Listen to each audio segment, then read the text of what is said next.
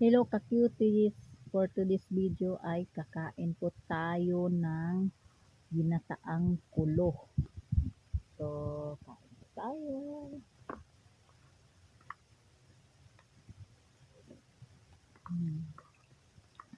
Sarap po ka-cuties kung yung ginataang kulo na mayroon pong katas ng niyog. Tapos nilagyan po ng asukal.